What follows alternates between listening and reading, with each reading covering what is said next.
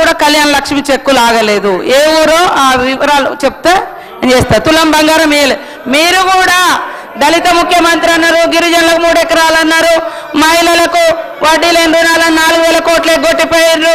కనీసం వాళ్ళు అంతగానో మాట్లాడుతున్నారు కదా అధ్యక్ష మహిళల కోసం అని.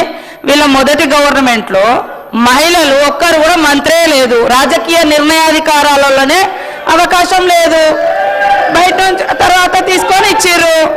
ఇలా వాళ్ళన్నీ మాట్లాడుతున్నారు. కాబట్టి నాకు దయచేసి సునీతమ్మ గారు మీరు ఎవరికి ఆ కళ్యాణ లక్ష్మి రాలేదో నాకు వివరాలు ఇస్తే తప్పకుండా వెంటనే ఎందుకు ఆపిండో అధికారి ఆయన మీద యాక్షన్ తీసుకుంటాం, ఇమీడియట్లీ ఆ డబ్బులు ఇప్పిస్తాం. తులం బంగారం ఇంకా స్టార్ట్ చేయలే, తులం బంగారం మేము ఇంకా స్టార్ట్ చేయలే. మీరు కూడా చాలా వాగ్దానాలు చేసి అసలే 10 ఏళ్ళు కూడా చేయకుండా పోయారు. మాకు ఇంకా టైం ఉంది, మేము వాటికి ఏమేమి చేయాలనే చేస్తాం.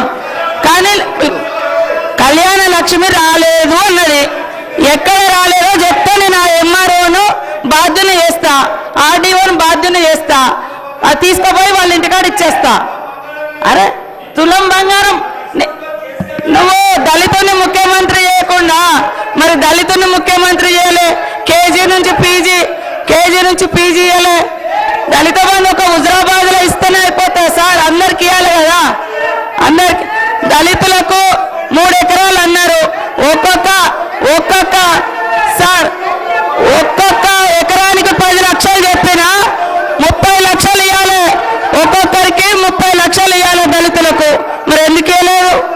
అరే నేను ఈ వాస్తవాలు అడిగేసరికి అట్లా రెచ్చిపోతారేంది అధ్యక్ష? మీరు ఫ్లోగా ఇవి ఇవ్వలే అవి ఇవ్వలే అని చెప్పుకుంటూ పోతున్నారు. నేను అవి ఇప్పిస్తా.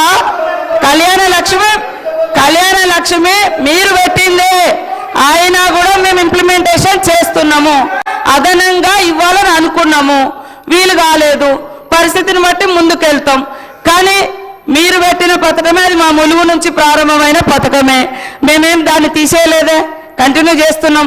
కానీ మేడం ఏమన్నది, బిడ్డ పుట్టి సంఖ్యలు వచ్చినా కూడా డబ్బులు రాలేదు అన్నది. అసలు ఆ అధికారం ఎవరో, ఎందుకు ఆపిండో నేను కారణాలు తెలుసుకోవాలనుకుంటున్నా అధ్యక్ష. కారణాలు తెలుసుకోవాలనుకుంటా, చెప్పాలి కదా అధ్యక్ష. నేనేం తప్పు మాట్లాడలేదు అధ్యక్ష. తులం బంగారం ఇస్తామన్నారు, ఇవ్వండి. వాళ్ళ అంటే ఆడపిల్లల తల్లిదండ్రులు ఎదురు చూస్తున్నారు, ఆశపడి ఉన్నారని మాత్రమే నేను చెప్పినాను అధ్యక్ష. నిజంగా మా అత్నూర మండలానికి సంబంధించి చెక్కులు అధ్యక్ష మరి రెడీ ఉన్నాయి అధ్యక్ష. చెక్కులు ఇవ్వమని చెప్పేసి అడిగినాం అధ్యక్ష. మంత్రి గారు వస్తేనే చెక్కులు ఇస్తామని చెప్పేసి ఎమ్మెల్యే సంతకం చేసినటువంటి చైర్మన్ గా ఉన్నటువంటి ఒక మహిళగా ఉన్నటువంటి నా చేత చెక్కులు ఇవ్వకుండా ఇన్ఛార్జ్ మినిస్టర్ వస్తేనే చెక్కులు ఇస్తామని చెప్పేసి 1-2 సార్లు వ్యాలిడిటీ తగ్గినా కూడా దాన్ని పెంచుకుంటూ ఆపుతా ఉన్నారు అధ్యక్ష. అది వాస్తవమా లేదా ఒకసారి తెలుసుకోవాలని. ఇప్పుడు ప్రెసెంట్ అత్నూర మండలం ఉన్నాయి అధ్యక్ష. మరి మీరు అడుగుతా ఉన్నారు అధ్యక్ష, వాళ్ళ శాసనసభ్యులు రామగుండానికి సంబంధించినటువంటి ఎమ్మెల్యే చెక్కులు ఇచ్చేటప్పుడు బిడ్డను ఎత్తుకొని వచ్చినటువంటి ఫోటో కూడా ఉందని చెప్పేసి కూడా నేను సందర్భంగా గుర్తు చేస్తాను అధ్యక్ష. ఒకరినొకరు క్రిటిసైజ్ చేసుకోవడం కాదు అధ్యక్ష, పథకాల్లో ఉన్నటువంటి లోపాలు మరి మేము చెప్పడం ప్రతిపక్షంగా. తర్వాత ఇంటరప్షన్ కాదు సార్, వారు సునీతా లక్ష్మి గారు అధ్యక్ష, గౌరవ సభ్యురాలు సునీతా లక్ష్మారెడ్డి గారు అంటే మా అందరికీ గౌరవమే, ఇంక్లూడింగ్ మా సీతక్క గారికి కూడా. కానీ వారు డిమాండ్స్ మీద మాట్లాడుతూ డిమాండ్స్ మర్చిపోయారు అధ్యక్ష. అన్నీ అసత్యాలు మాట్లాడడం, నీళ్ళే రాలేదు, అసలు ఒక్క వాటర్ ట్యాంక్ లేదు, ఒక్క రోడ్ వేయలేదు, ఒక్క రూపాయి ఇవ్వలేదు, ఒక్క కార్యదర్శికి 1000 కోట్ల రూపాయలు రిలీజ్ చేసినాం అధ్యక్ష మేము. ఇప్పుడు సెంట్రల్ నుంచి వచ్చిన ఎందుకు రాలేదు? 15th ఫైనాన్స్లో అక్కడ గవర్నింగ్ బాడీ లేదు కాబట్టి, సర్పంచ్ లేరు కాబట్టి వాళ్ళు ఇవ్వలేదు. అవి ల్యాప్స్ అవుతున్నాయనే 42 జీవో కోసం, ఏదైతే 42 రిజర్వేషన్ కోసం మనం పోరాడుతున్నాయి బీసీ దానికోసం, మరి అవి 2000 కోట్లు ల్యాప్స్ అయితేనే తొందరగా ఎలక్షన్స్ పెట్టడం జరిగింది అధ్యక్ష. దాని ప్రకారంగా మేము తీసుకొస్తున్నాం. అవి ఎక్కడ కూడా మన గవర్నమెంట్ అసలే ఇవ్వకుంటే ఇన్ని రోజులు శాలరీస్ ఎట్లా వచ్చినాయి, బుగ్గలు ఎట్లా పెట్టినాము, మరి అంటే అంత పారిశుద్ధ్యంలో జనాలు బతుకుతే ఊర్లు ఉండునా సార్?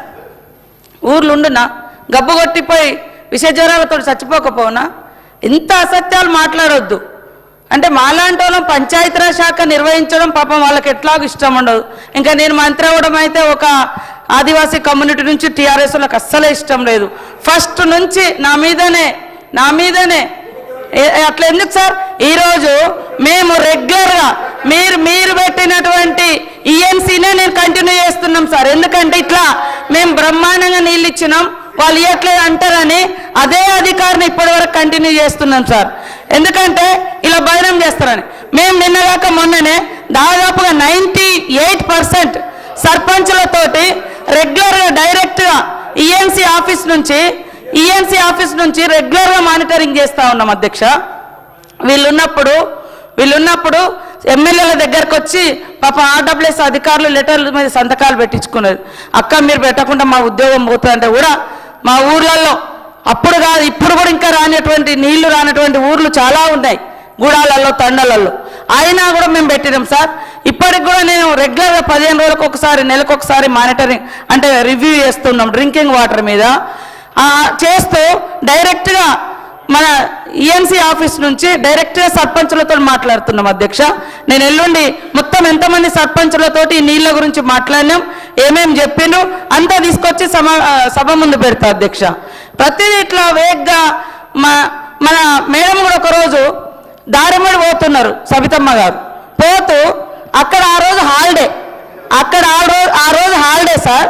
ఆ పిల్లలు ఆల్రెడీ పైప్ లైన్ తోటి నా దగ్గర వీడియో కూడా మీకు చూపిస్తా, తెల్లారి వాళ్ళతో రిజైనర్ కూడా ఇప్పించిన. నీళ్లు పట్టిరు, నీళ్లు నింపుకున్నారు. అక్కడ ఉన్నటువంటి పైప్ లైన్ తోటి పిల్లగాడు ఆడుకుంటున్నాడు. అయ్యో కేసీఆర్ లేడా, నీళ్ళే వస్తలేవా, ఎటుపోతాయి చేసినటువంటి వ్యవస్థ ఎటుపోతుంది? నేను వీడియో కూడా చూపెడతా, వీడియో ఉంది ఇప్పుడు తెప్పిస్తా, వీడియో కూడా చూపెడతా. వాళ్ళ తల్లి అరే మీరు అట్లాంటి మాటలు అనిపించద్దు, వాళ్ళ గౌరవాన్ని కాపాడండి. మాకెందుకు ఆవేశం వస్తుందంటే వాళ్ళ మీద ఇంతవంత మాకు గౌరవం ఉండే, అరే ఇంత ఘోరంగా అబద్ధాలు ఎందుకు మాట్లాడతారు వీళ్ళని కోపం వస్తుంది మాకు. ఇప్పుడు సునీతమ్మ కూడా ఏమన్నది, వీళ్ళు గ్రామ స్వరాజ్యాన్ని గాంధీ అని చెప్పుకుంటారు, గ్రామ స్వరాజ్యం. అరే మీరు కూడా 10 ఏళ్ళు గ్రామ స్వరాజ్యం గాంధీ గారి సిద్ధాంతాల వెలుగులోనే నడిచిండ్రు. ఇప్పుడు అంత వ్యతిరేకంగా ఎందుకు మాట్లాడాలి సార్? కాబట్టి ఏం మోసం లేదు. మీరే మహిళల యొక్క అదే వైఎస్ఆర్ గారు పెట్టినటువంటి పథకంని పక్కదారి పట్టించి ఆ డబ్బులు వాడుకున్నారన్న, మీరే వాడుకున్నారు మహిళలు దాచినటువంటి అభయహస్తం డబ్బులు. కాబట్టి ఇస్తాం తప్పకుండా. మీరు అన్నారు మొన్న 57,000 కోట్లు ఇచ్చిన, 57,000 కోట్ల రూపాయలు మేము వడ్డీ లేని రూపాయలు ఇచ్చినాం. మీరు మీ మేనిఫెస్టో కూడా దగ్గర పెట్టుకున్నాను, నేను ఆన్సర్ ఇచ్చేటప్పుడు పెడతా. మీరు కూడా 2021-22లో మేము ఈసారి వడ్డీ లేని రుణాల కోసం 3,000 కోట్లు కేటాయిస్తున్నామని చెప్పి కేవలం 6 కోట్లు మాత్రమే మీరు రిలీజ్ చేశారు. ఏది వడ్డీ డబ్బులు 6 కోట్లే. ఇది ఉంది నా దగ్గర. మీరు కూడా టెక్నికల్గా అయినా కూడా మేము ఇప్పుడు 1,350 కోట్ల వరకు వడ్డీ కట్టినాం. యావరేజ్గా 37,000 కోట్లకు, అది దగ్గర యావరేజ్గా 37,000 కోట్లకు మేము వడ్డీ లేని రుణాలు ఇచ్చినట్టు. ఇవన్నీ చూసినటువంటి మా బట్టన్న గారు, మా సీఎం గారు కూడా ఎట్లయితే 1,00,000 కోట్లకు ఇస్తామన్నామో ఆ రకంగా తప్పకుండా ఇస్తామని మాట ఇచ్చారు. అది ఖచ్చితంగా రాబోయే 2 ఏళ్లలో మా మహిళలకు ఇప్పించడం జరుగుతుంది అధ్యక్ష. దయచేసి మంచిగా సూచనలు చేయమనండి. ఒక ఆడకూతురుగా ఫస్ట్ టైం పంచాయతీరాజ్ శాఖ వ్యవస్థ ఎక్కడి నుంచో గూడాల నుంచి దట్టమైన అడవుల నుంచి వచ్చినటువంటి వాళ్ళం ఇంత పెద్ద పోర్ట్ఫోలియో నిర్వహించడం ఈ రాష్ట్ర ప్రజలు, మా పార్టీ నాయకులు, మా ప్రభుత్వం, మా పెద్దలందరూ నాకు ఇచ్చినటువంటి అవకాశం అధ్యక్ష. కానీ ప్రతిదీ ఏం లేదు అని ఇన్సల్టింగ్గా మాట్లాడొద్దు అధ్యక్ష. ఖచ్చితంగా మీరు తెలుసుకోండి, అందులో ఏమైనా లోపాలుంటే తెలుసుకోండి, ఇది చేయండి అని చెప్పండి. కాబట్టి ఈ రకంగా సునీతమ్మ గారు మాట్లాడుతుంటే సరే వారు కూడా పెద్దవారు, మహిళ అని నేను సైలెంట్గానే వింటున్నా. కానీ అదే పద్ధతిలో రిమార్క్స్ చేసుకుంటూ పోవడం కరెక్ట్ కాదు అధ్యక్ష.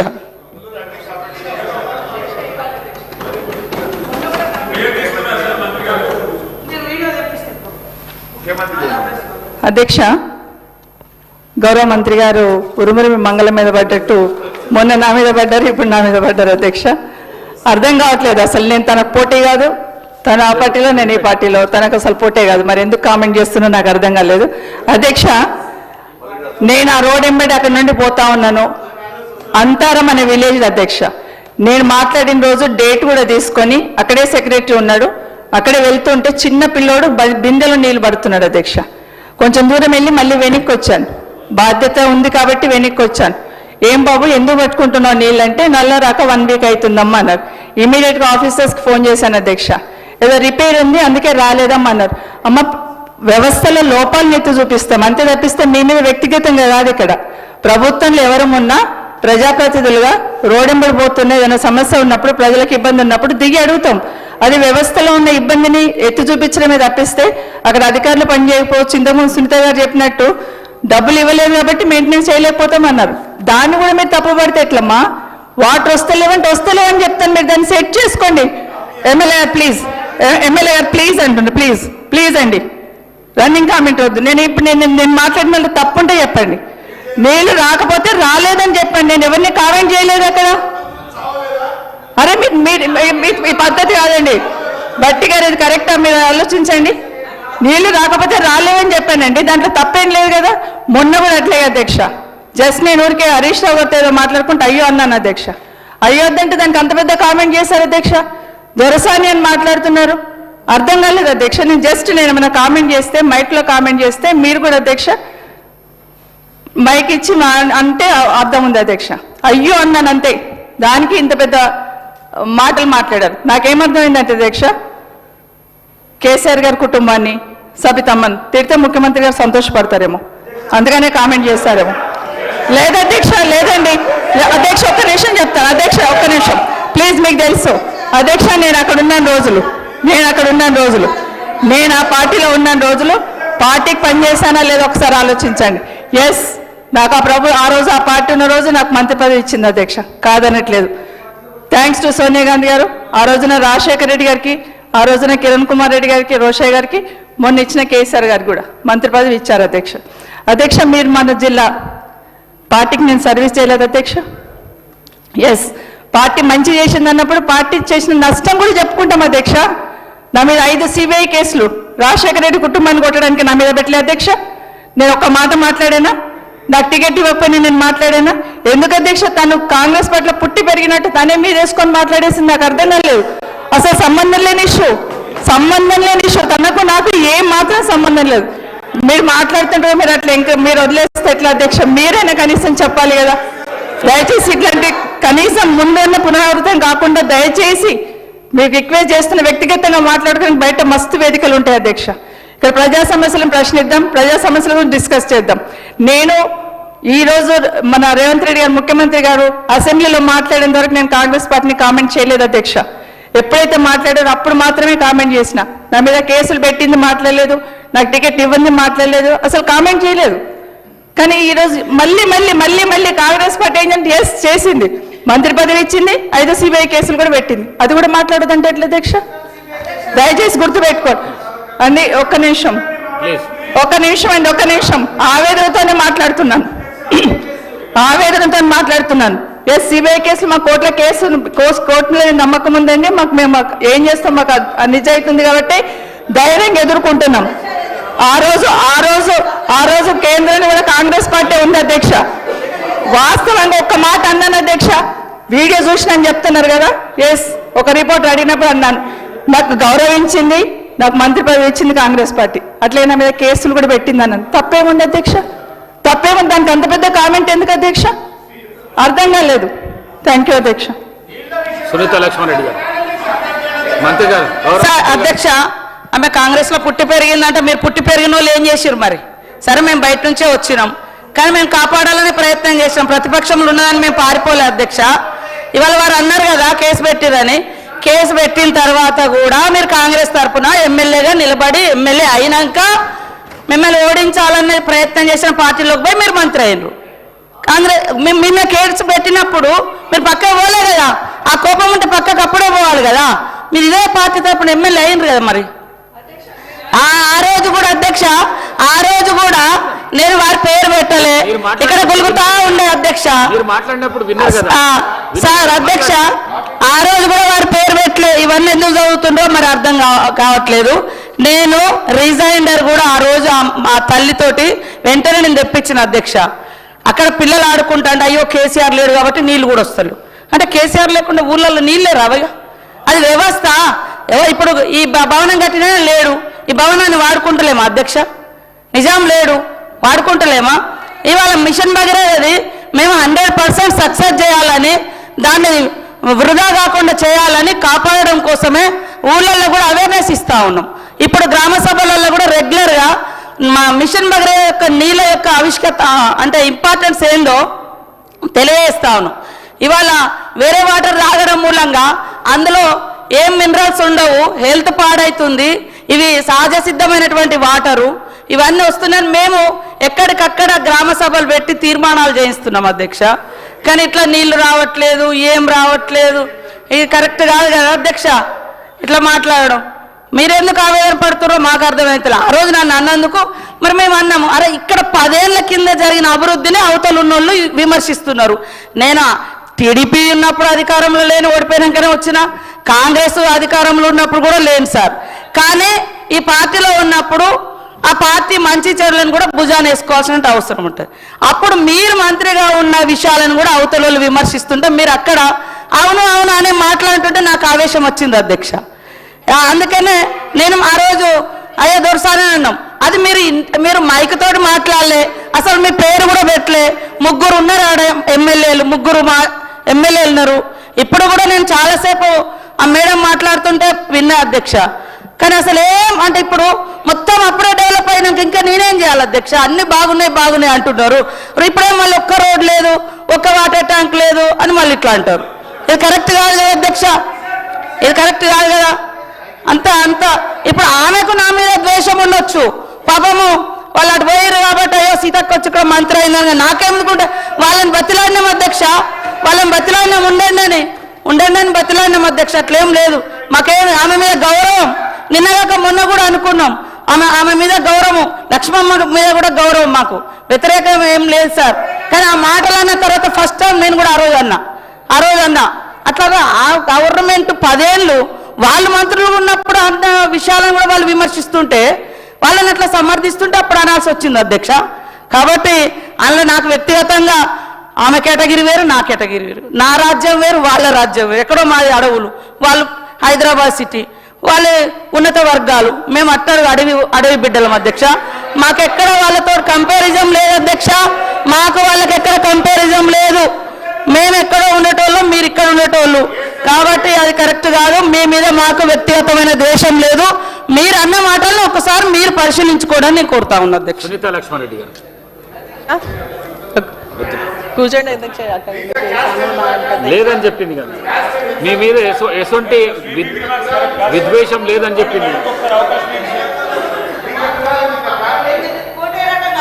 అధ్యక్ష మంత్రి గారు అంటే మాకు గౌరవం అధ్యక్ష.